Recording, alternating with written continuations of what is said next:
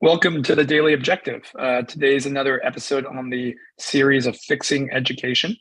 My name is Joseph Tabenkin. I have a background with working with Lisa Van Dam on the Read With Me app and an education project to help make the principles of Van Dam Academy more widely available.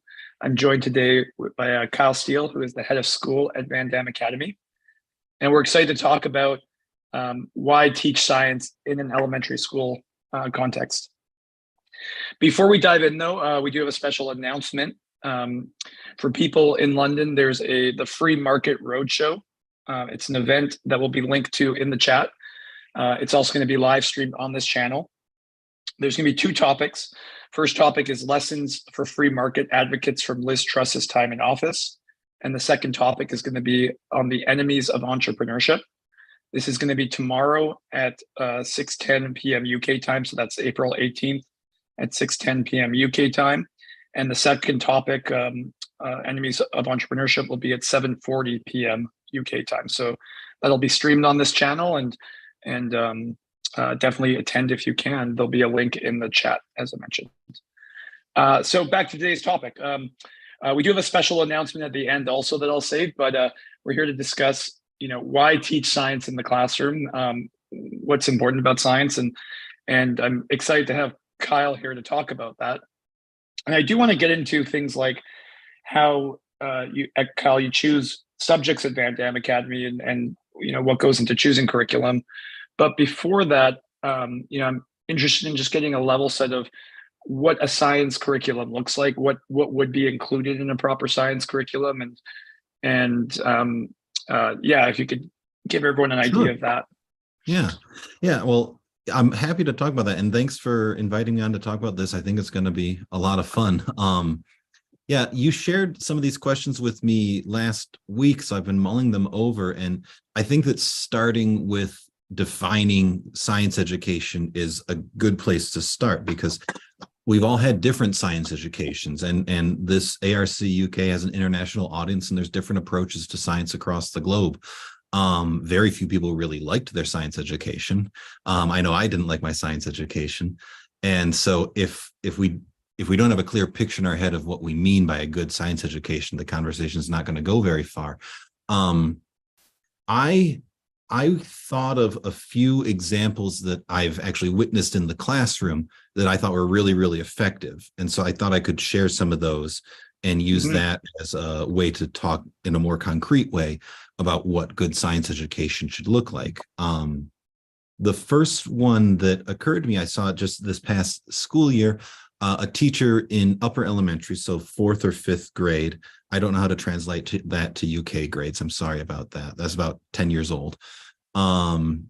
This teacher made an assignment where they had to write a letter to a friend that didn't believe yeast existed. That they didn't believe that yeast was a living thing because they can't see it with their naked eye. And these students had been playing with, yeasty dough for a while, like putting it under different conditions and seeing what happens, not using evidence from a microscope. What is the case that you can make that yeast really is alive? It's a living thing like you or me. And I loved this assignment because it really drives home to the students, not just facts, but can you show the connection between concrete observations and an abstract conclusion? And that process is going to be central to what good science education is like, that moving from abstract to concrete and concrete to abstract in a really clear way. Well, what's really interesting about that example, maybe you could drill on a little bit more, is you made a point of saying without a microscope. Yeah. So, I take that to mean you want them to see the steps you would use to prove that without direct observation as well. So without seeing these little organisms moving around, how could you demonstrate the validity of this? So we had an idea that yeast was a living thing before the microscope. Just like we had an idea that the earth was round before we took a photograph of it. So we don't just discover scientific knowledge with our naked eye. A lot of it is we have to make measurements or draw inferences from scant pieces of evidence. And that's a big part of what we're trying to teach with science education. And it's what doesn't show up a lot, at least in American science education. American science education is at best kind of like an episode of the Magic School Bus. Did you ever watch that growing up? That old cartoon? Yeah. We're like, all right, we're going to shrink down so that we can go inside the body and we can look at what's happening there. And it's a whimsical way to just deliver facts to kids. Or we're going to fly around the universe and we're just going to look at Pluto and then we'll see what Pluto's like. But we've never looked at Pluto, not at the level that you see in this episode. What we know about Pluto is what we've drawn from very precise or obscure pieces of evidence. And so to understand the science that led to those conclusions about microscopic organisms or the heliocentric theory, you don't just show it to them like an episode of Magic School Bus. You need to walk them through the process of discovery. And it's by walking them through the process of discovery that others have made that they will get most of the benefit out of science. Like that's another example that I wanted to share from a lower elementary class, like 7 or 8 years old, was teaching them that the Earth is round, not just by showing them a photo that the Apollo program took, but by saying this is what the ancient Greeks saw.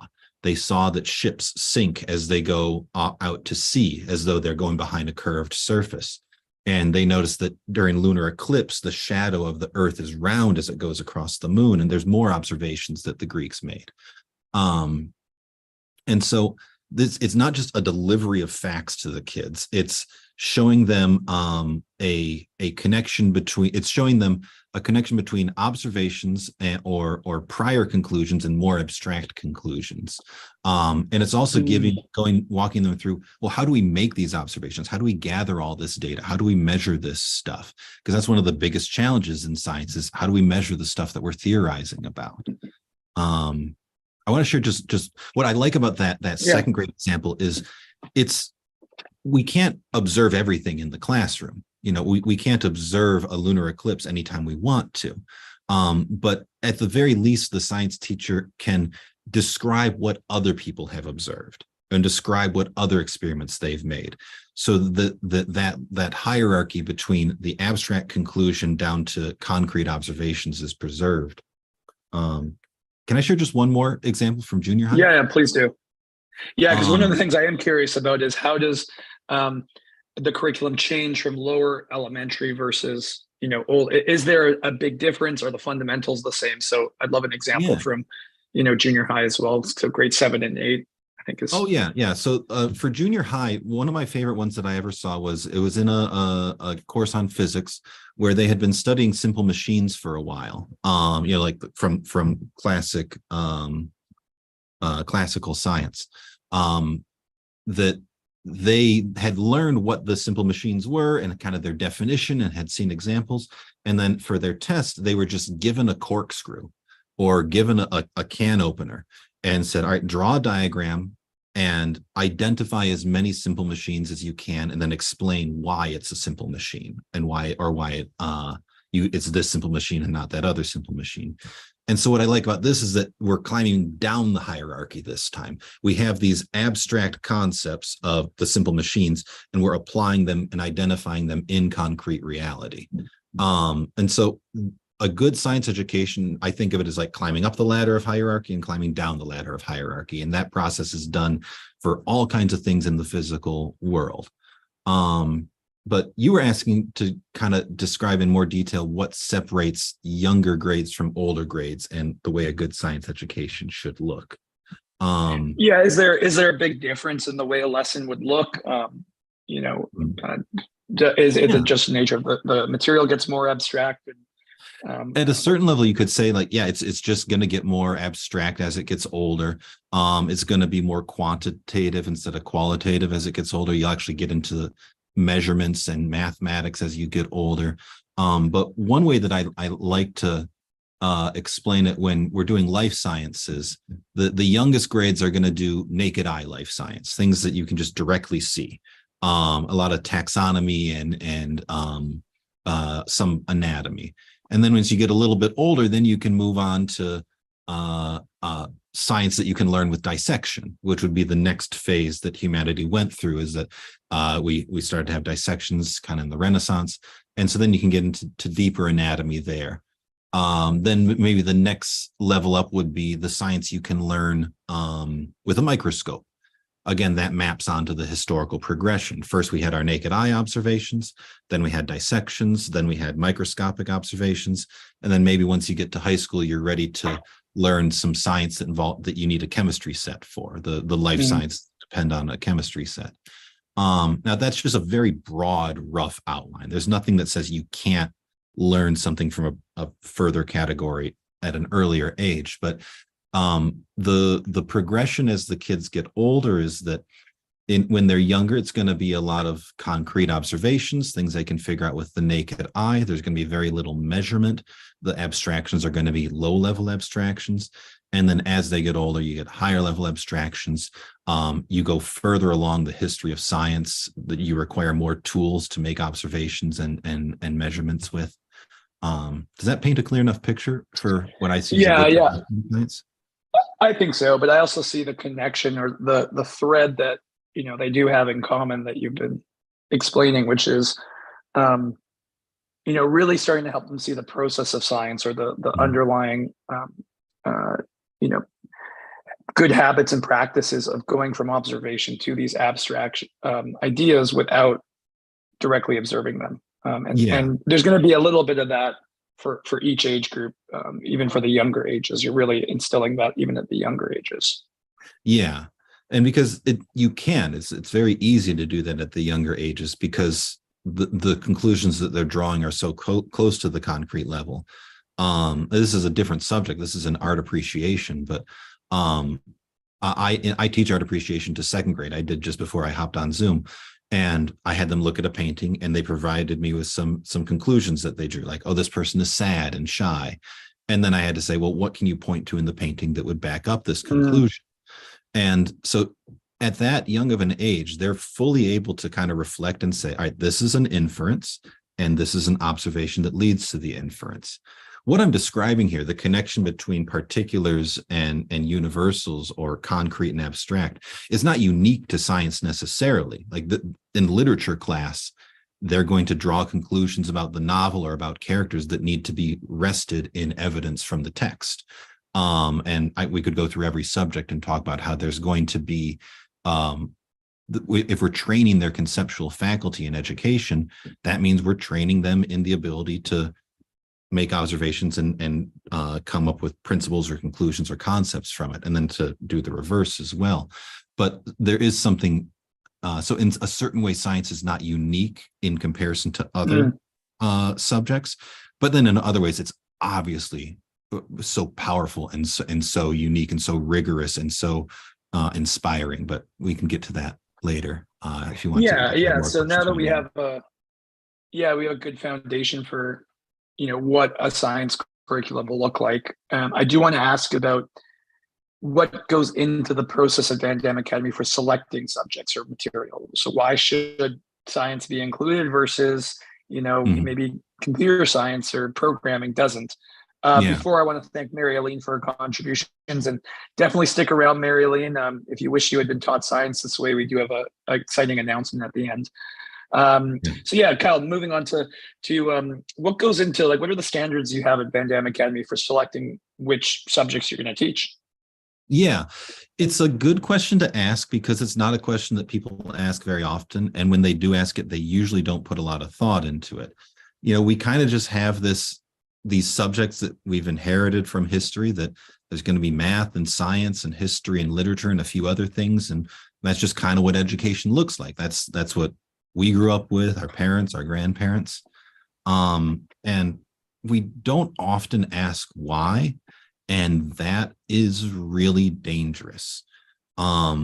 Because I do think that those core subjects should be the center of a good education. And there's a reason that those core subjects have risen to the top in Western civilization over the years.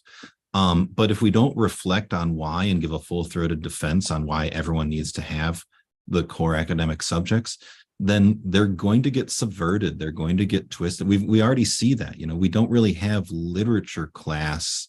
We have this kind of hodgepodge English or language arts. We don't really have history class. We've got social studies, and then there's people that are like, they're taking over these classes and trying to do something that's completely unrelated to the disciplines involved. And so, yeah, taking a second to reflect on why these subjects and why not something else is important. But I'll be honest with you, Joseph, I could probably talk for like 45 minutes at least. And I was talking to my wife about it, and I was like, here's like 5 different thought experiments I can give you for how to think. Well, let's start with one. Yeah. So the way that I think that in order to understand why we teach certain subjects and not others, you need to ask a question of, why do we educate? Why do humans need to educate? Because throughout all of history, in every culture, unless you're raised by wolves or wealthy progressives, like, you will have an education.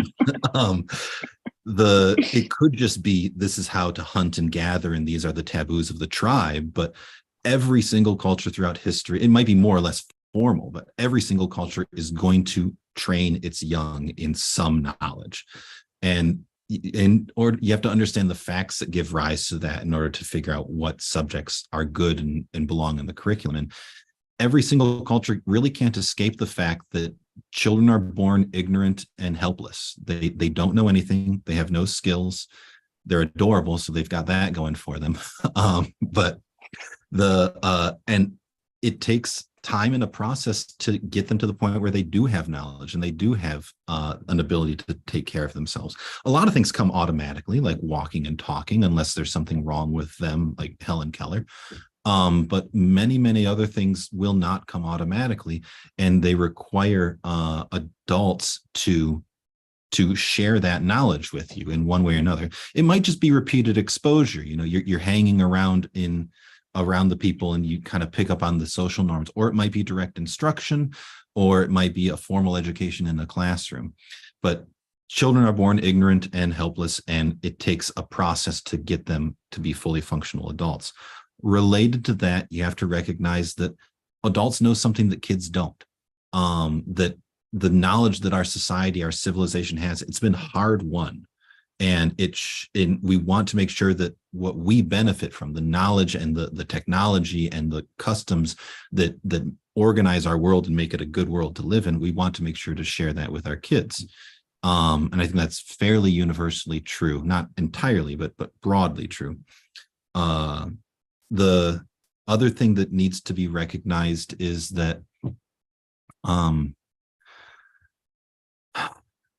that adults, some of them think better than others. Some people have more success and have more command and power in the world, and that's a process of thought. Like, if it was all just random, if your success in life was completely unrelated to how good you were at thinking, then there'd be no need for education. But the knowledge that you have and the way that you think has a very strong impact on how successful you are in life. And so we recognize these facts, and that gives rise to the need for education. Now, at this point, you'll get a lot of, this is where philosophy comes in, and philosophy will start to have a lot to say about what do we teach and how do we teach. And I'm going to kind of skip over that just a little bit here. And in this context, we'll stick to a more objectivist premise that the man's conceptual faculties is his mind is his primary tool for survival. And so the best thing we can do in education is to get their conceptual faculty as well trained and as powerful as it can be. So I'm going to pause right there for a second, because I want to summarize, and you made 2 really essential, important points as our foundation. So I think what you've really described in those 2 kind of foundational points is teasing out what it means to have a conceptual faculty and train the conceptual faculty. And the way I'll put it is, one, there's a body of knowledge that human beings have figured out over the course of our existence. Yeah. And yeah, you could leave a child in the wild to go try and recreate it, and they'll never get all of it in their lifetime. even if they were the most impressive, smartest child ever, they're only going to have one lifetime to Yeah. figure out all of this stuff. And what's amazing about, human wisdom is it's the culmination of every genius's lifetime that we have now. So first and foremost, it's about what are the most important things to be able to communicate? What's this body of knowledge that we want these children to have?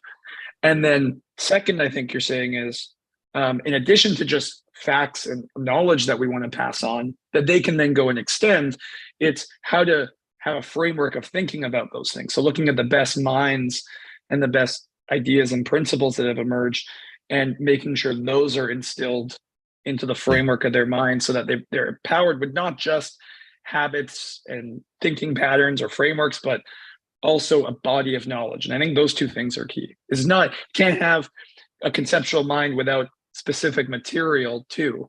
And so is that a good summary of kind of these two foundational points? Yeah, although it's raising some interesting questions here that we want them to have a conceptual faculty, that we want them to be able to look at the world and draw abstractions from it, that and then once they have those abstractions, to be able to use them and apply them. And we want that ability to be as if we think of the metaphor of the muscle, we want that to be as strong as it possibly can be. And we also want it to be a very nimble muscle that can be used in a variety of contexts and for all kinds of things in reality. But then the question becomes, well, why do these subjects, math, science, history, writing, and a couple others, math, science, history, literature, we'll throw in writing too. The precise list will not concern us at this point. Why those and not others? Why not coding, or why not home economics? Because you need your conceptual faculty for any human endeavor. Like, there's a process of abstraction and applying concepts no matter what you do. And any subject well taught can develop the child's conceptual faculty. But there's some subjects that we have this idea that they just seem to do something better. There's something about them that is more rich and more and more fulfilling than underwater basket weaving. And the answer that's usually given is that, oh, well, it's more useful. A knowledge of science will be more useful than home economics or something like that. But I don't buy that practicality argument. It's often the case that it's a joke. It's a meme. The mitochondria is the powerhouse of the cell. You ever heard that joke before? It's like this out of context quote that everyone memorized, but they don't know how to do their taxes. So there's this joke in our culture where we have these facts from science or from literature or history. The Battle of Hastings was in 1066. It's not so much that knowledge is more useful, but there's something about those disciplines, the discipline of literature and math and science and history, that training in those disciplines is more useful than training in a more practical, quote unquote, discipline. So I want to give a first of a few thought experiments for you to try to understand, why do we pick these subjects and not others? Because if your conceptual faculty is used in any subject, why pick those rarefied subjects?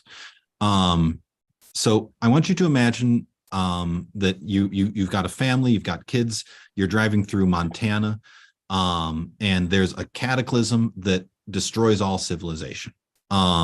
So all that knowledge that you would study in school is gone, and you kind of roll into a small Montana town that's been spared from this catastrophe.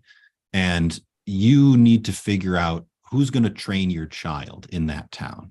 And we'll assume that there's no library or school in the town. Who are you going to pick to be the mentor for your child? Is it going to be the mechanic, or the maybe there's a fracking plant or something like that, or maybe there's a baker or a farmer? Which one of them are you going to pick to be the trainer of your child? Now, the point of this thought experiment, or actually, I'm just curious, does any thought occur to you on that one, or is it a confusing question? Well, I mean, I guess, am I in survival mode now? Because then I want somebody who can teach me to hunt, but the rest of the world's gone.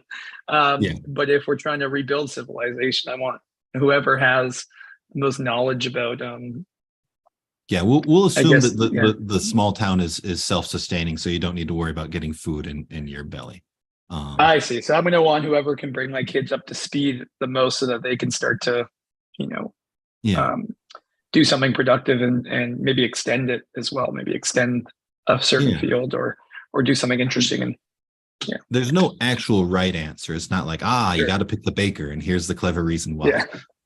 But what I like about this thought experiment is that if you take normal academic subjects off the playing field and ask how do I want my child to be trained, what most people will start to think is like, well, I just want to find the smartest person in town, the person that seems to be really well trained at what they do, that they're very rigorous, that you just get the impression that they've got a sharp mind, and they Mm, do their job really well. And whoever that person is, that's where you hope that your child can apprentice with them in my little dystopian thought experiment. And sure. what I gained from this little thought experiment is that when we are training our children, we're kind of trying to find whoever can develop their mind the most, whoever can put them through the most rigorous challenges to get them up to speed on or to get them using their conceptual faculty in a really rigorous and broad way. And so who knows what it will be in my little Montana town, but by taking away the tradition, it helps us to see a bit more clearly that what we're doing when we pick a teacher is we're picking someone that they themselves have demonstrated that they have a nimble and a powerful mind. Mm, So once we recognize that, is there any reason to think that that the liberal arts, the math, the science, the history, the literature, why would those be the best ones to pick that will make your child's conceptual faculty the strongest and the most nimble and the most elastic and broad? So I've got my second thought experiment. Can I share this one with you? yeah. Please do. Please do. All right. So I don't think that you have a child yet, Joseph. Not that I'm Yeah. aware of.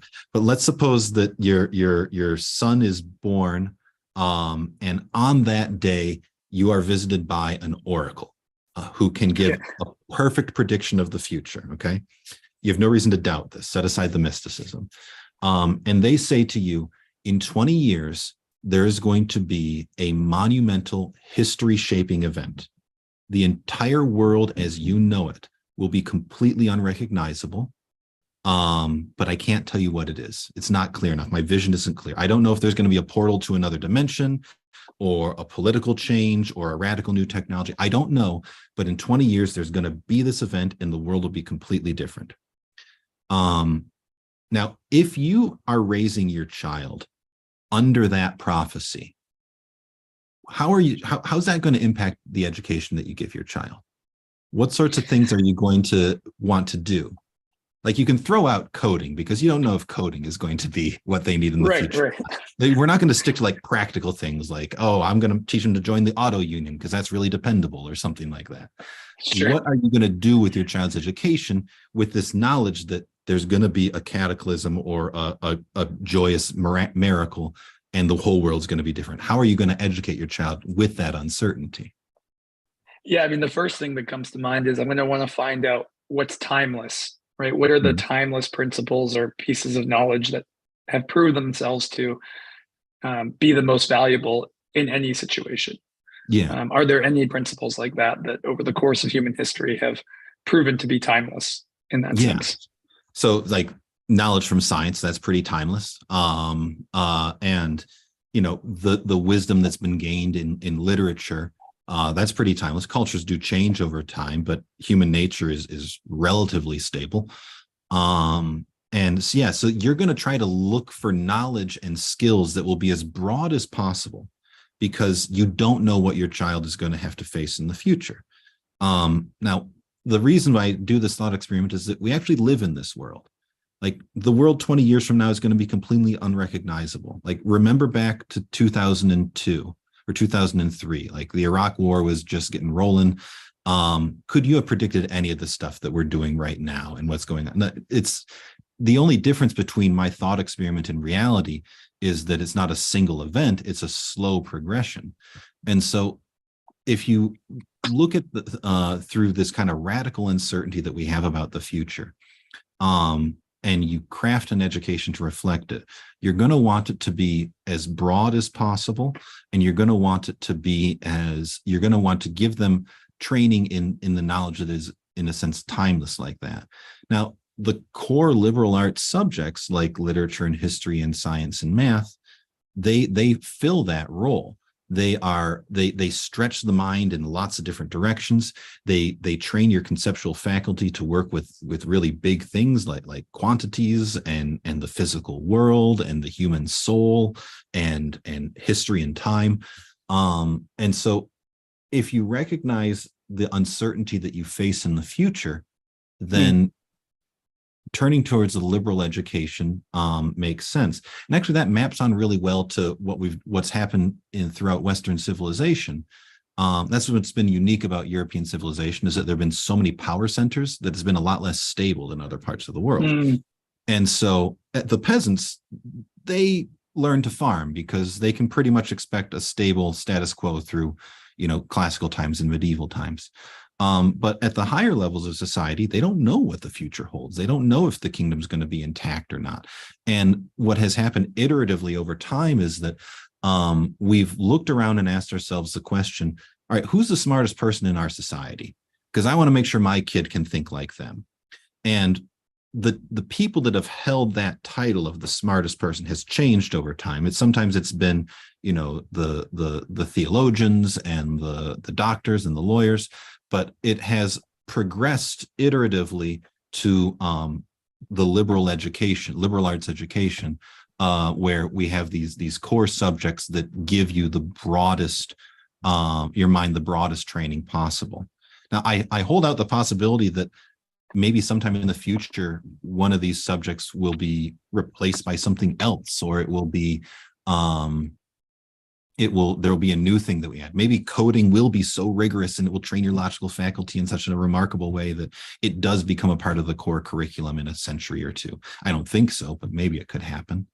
There is a certain amount of historical contingency to this, but anyway, I've rambled on a little bit here. Yeah, I want to emphasize something you're saying though, which is it's not dogmatic, right? It's not. I mean, and Lisa's spoken about this in some of her past lectures, on a classical versus a liberal education. Sometimes classical education can, often it can bleed into the realm of dogmatic education, where there are these subjects and we're going to teach them independent of the reasons why. And to your point, they've proven themselves. But that doesn't mean they can't be displaced by something else that's better, right? We got to keep in mind what the purpose of that is, which is, the purpose of education is training your conceptual faculty, as you've outlined. We could imagine someone in Athens saying like, okay, education, it has to be, we got to have the Odyssey and the Iliad. Everyone needs to learn that. And geometry like that, everyone needs to learn that. They could not imagine that algebra would be part of a curriculum because algebra didn't exist for another millennia.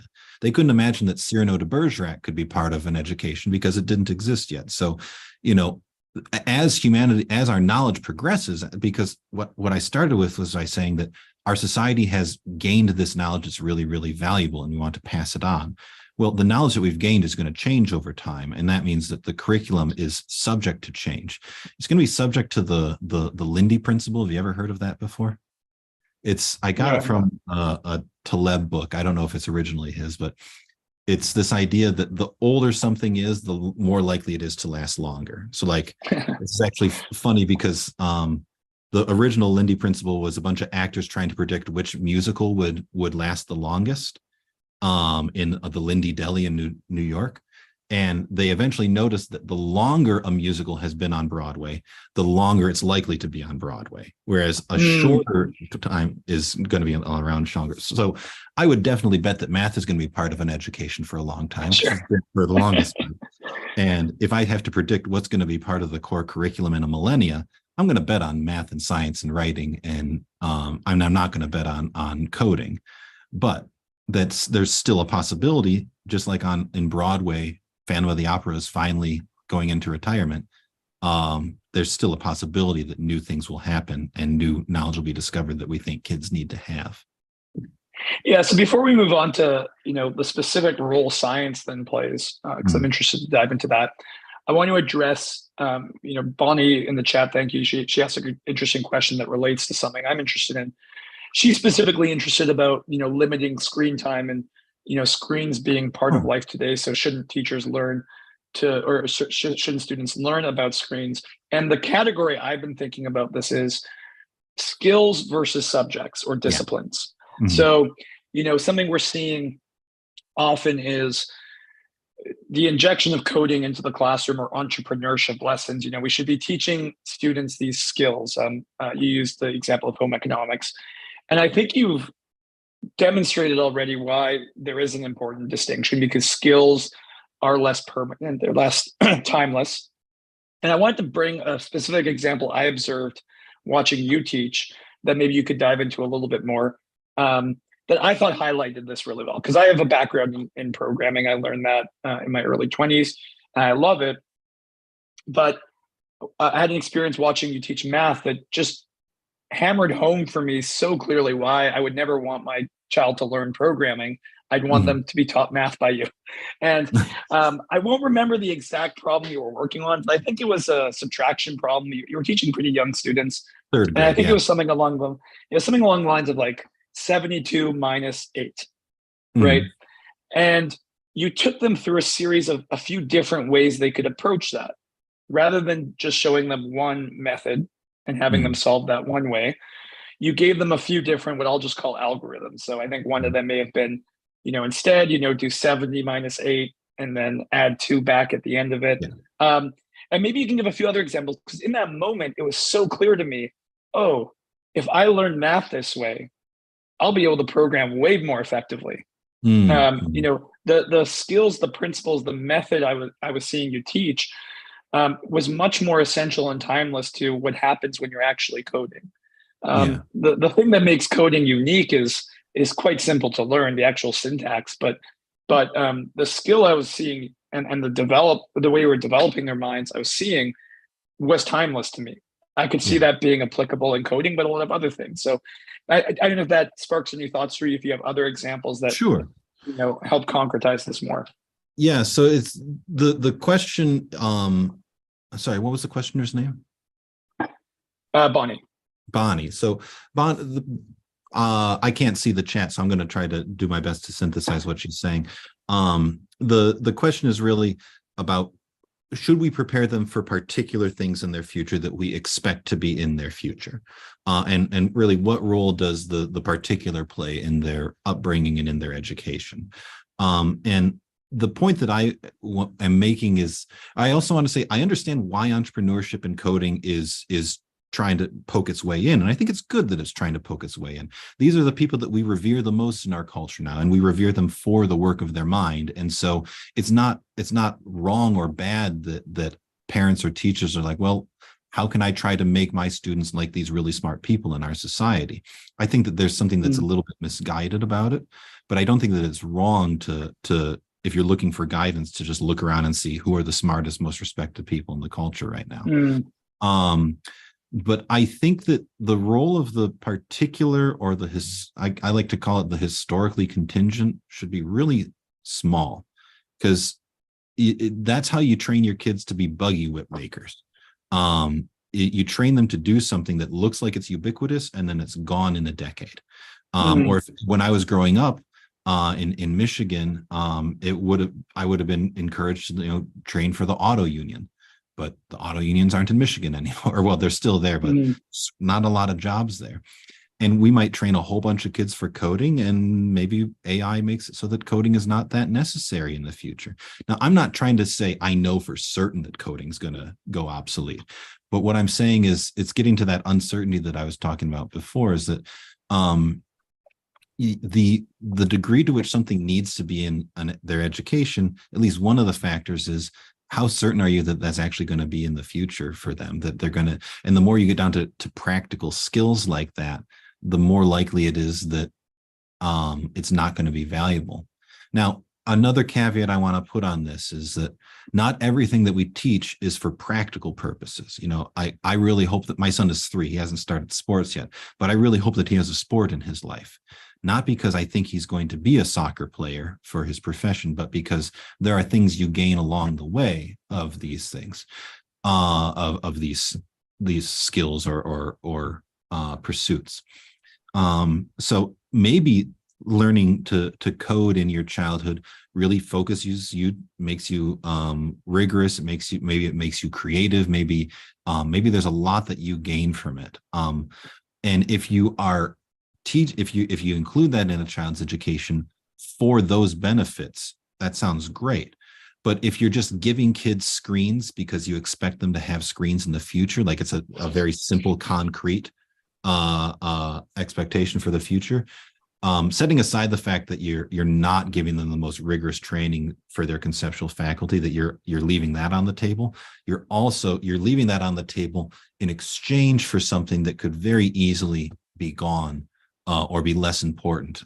You're basically placing a bet, like a called shot. I know that this is going to be in the future, and we really don't.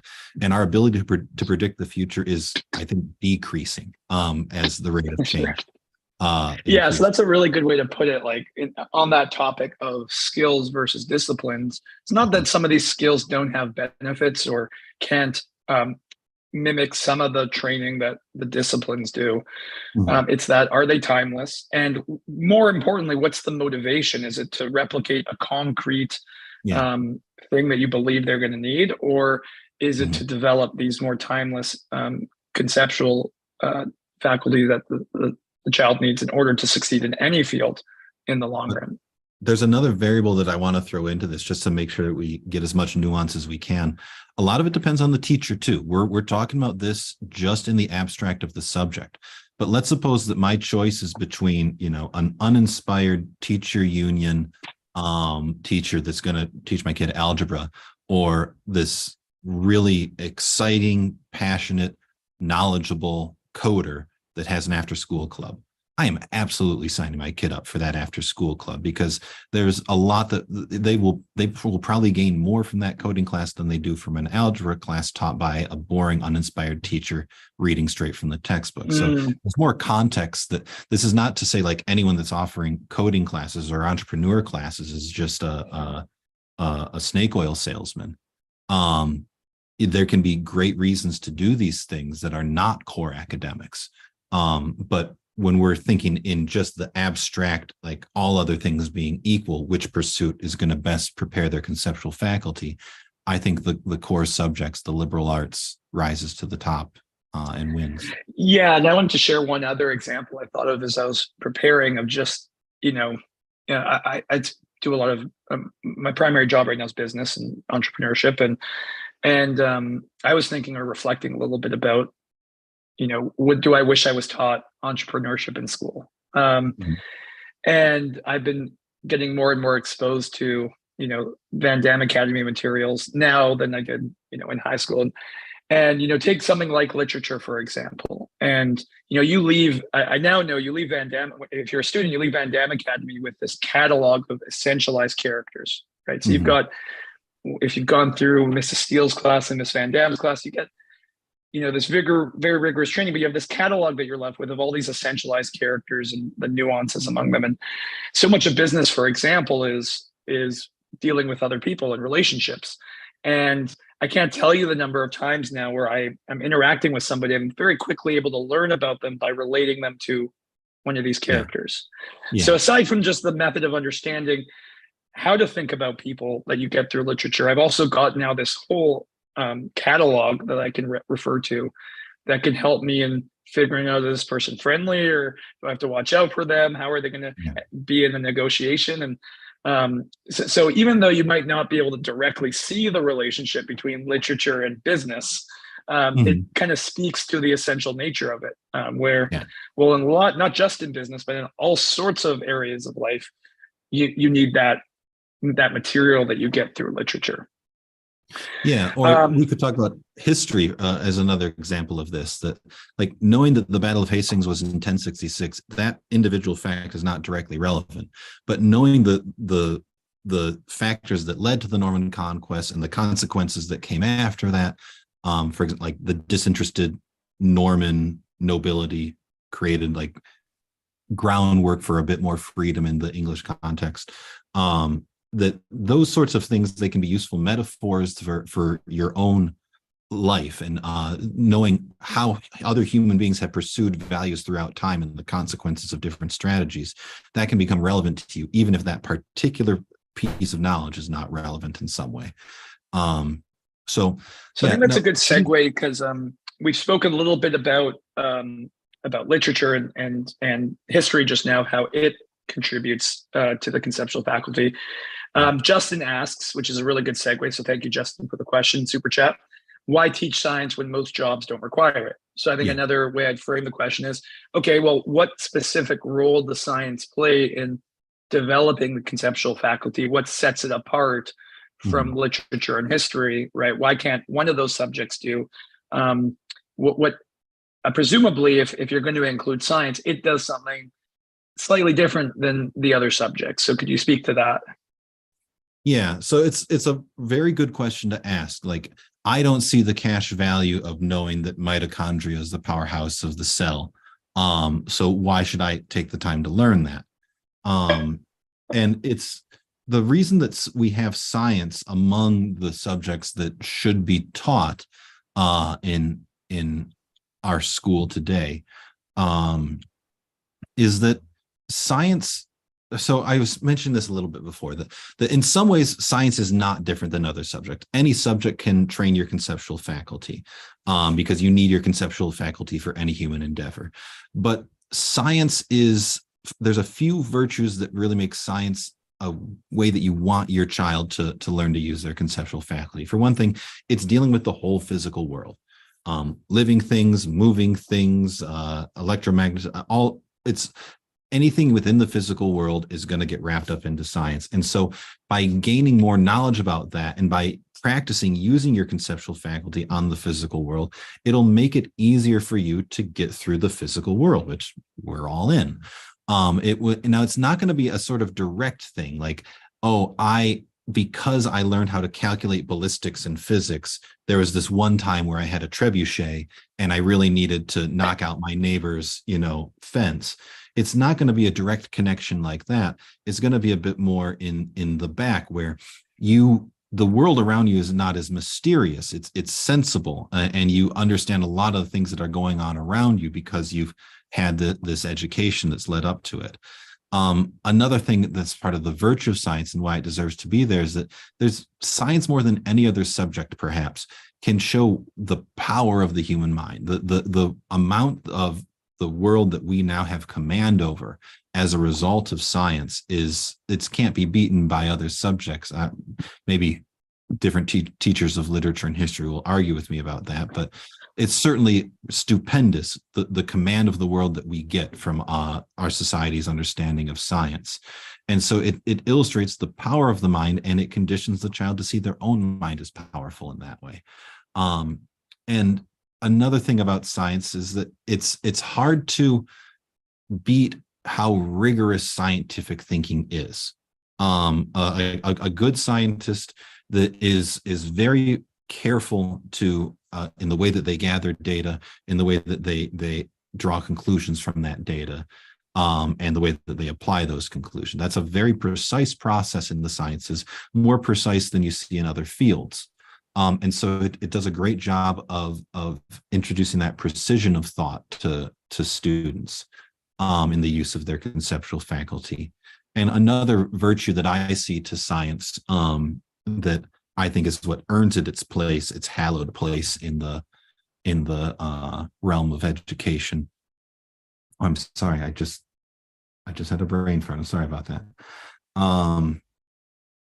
No problem. So I think I'll just concretize or help concretize a little bit and summarize, because I totally agree. Like I've been learning about the history of science and looking at science inductively for the past year, and the sense of awe I've been left with at the human mind, at what they've been able to do, how much knowledge I thought I had that I've taken for granted. I love the example you used earlier of a magic school bus approach to science, because that honestly is my very superficial view of or was my very superficial view of science. What does a solar system look like? Well, we've all I got seen this that picture. overhead picture that we can reference. The Earth is round. Well, we've seen the Apollo photos. But when you start to take a step back and realize, well, they figured all this out long before we had rocket ships and ways of going outside and that off the Earth, and they were able to when they figure went this into out. space, they weren't going to check if the Earth was round. They were exactly. They were certain, and learning it inductively and seeing that step-by-step process really helps you get into that mindset and learn that rigorous thinking and see the power of human mind and principles. One quick story I'll share: the history of astronomy, for example, is Aristarchus, and he had this really audacious goal back in ancient Greece of he wanted to see if he could figure out the size of the moon and the size of the sun, and he wanted to do it without ever leaving Earth. And that seems like a crazy problem, because when I stop to think about it and say, well, how would I measure things like that? I can barely measure something without a ruler. If you just put it in front of me, if I had to measure, 10 yards in football when I was a kid, you count out the steps. Yeah. And yet here he wants to figure out the distance to the moon without ever leaving the planet. That's just crazy. And yet ultimately, if you learn it, he's able to use some very simple geometry, right? Some stuff he knows about triangles and angles, and get a really close estimate. And that's just blew my mind when I first learned about that. And you start to step into that process, because it does show you something unique. And whether you're going to use knowledge of trigonometry in the exact same way in your future endeavors, learning how to apply principles in that way and how to apply the human mind in that way is incredibly powerful. So I don't know if that helped remind you of the other point you wanted to make, or if you have it's a good example of what I'm trying to say. And it's a hard thing to put into words, but even if you learn about Aristarchus and don't measure the size of heavenly bodies, what you get by studying Aristarchus is practice in using your mind in certain ways, like thinking in terms of quantities, thinking in terms of the nature of things and the nature of particulars and what you can infer or deduce from that understanding, thinking in terms of quantities, having abstractions that you apply to, like he had abstractions about triangles that he learned on etchings in the sand. And then he can apply that principle to something much vast and further away. If you want the ability to use that's a great example of how to use your conceptual faculty. Like he had come up to some principles, and then he's applying them in a way that is unpredictable when you first learn the principles. So that depth of thought, that the range of thinking that you can do and that you get practice in, and that you see these great historical examples of, you'll take that'll condition the way that you can use your mind, and you'll take that into the world to use in ways that I can't predict right now, but that will probably be very relevant to you in your life. Yeah, and anecdotally, just funnily enough, I had this experience a few years back when I was designing a product, and I realized I was drawing lines. It was a software product, and I was drawing lines on a canvas, and I ended up realizing I could use trigonometry to solve the problem. And I had this awesome aha moment when I realized, the trigonometry principles I had learned were not in vain. They actually directly applied. So every so often you get lucky. I'm sorry, I just lost the audio. I don't know if there's a problem with me on Zoom. Okay. I can hear maybe it Daniel. fine. Okay, Daniel can hear it fine. Great. So Kyle, it sounds like it's on. Okay, I hear you now. Okay, great. Well, I want to wrap up now. We got a few other announcements to make. Just to wrap up. So first of all, thank you, Kyle, for this, because I think it was really helpful for me. I know, and gosh, I'm really sorry. I don't know if you can hear me, but I've lost my Zoom connection. No, we can't hear you anymore, Kyle. Well, I'll wrap up with a few announcements. Looks like we may have lost Kyle, but first I want to start with an exciting announcement. The ARC UK and I will be putting on a course on the history of astronomy. So I've been working with Lisa Van Dam for the past few months on some material that was once delivered at Van Dam Academy. It's going to be a course that we offer to ARC UK members, I believe the Platinum membership. So if you register for the Platinum membership, you'll be able to access the course. It's going to be taught by me. We're actually going to teach you like we would at Van Damme Academy. So, we're going to limit the class size so that you get really hands-on experience. It's great for any adult that's interested in learning about the history of science, and anyone that is just maybe a teacher or even just an adult that's interested for their own personal curiosity. And we'll be looking at the history of astronomy from ancient Greece all the way up to Kepler as our kind of first unit, and looking at it inductively in the way that Kyle's kind of spoken about today. So do sign up. There's a link in the chat if you want to become a Platinum member, and then more information will be sent out to you. It'll be on Saturdays, and we're going to be starting at the end of April. So do register if you're interested. You'll get a glimpse into kind of how some of the methods they teach at Van Damme Academy, and I think it's going to be a really great course. Upcoming shows at 9 p.m. UK time. There's Ask Me Anything with Harry Binswanger. So that's 9 p.m. UK time today. Tomorrow, there's the Free Market Roadshow event that's going to be at 6 p.m. UK time. So that's tomorrow, April 18th at 6 p.m. UK time.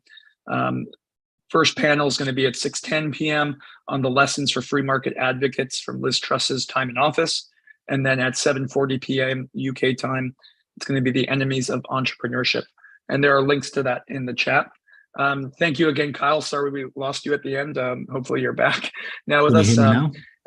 Yeah, we can hear you now. We could hear you the whole time. And thank you everyone for joining. I hope we'll do another talk soon on some other topics on fixing education. I know Kyle and I are both very interested in that. So yeah, do register for the Platinum membership, and I hope to see you all in the course we're going to do.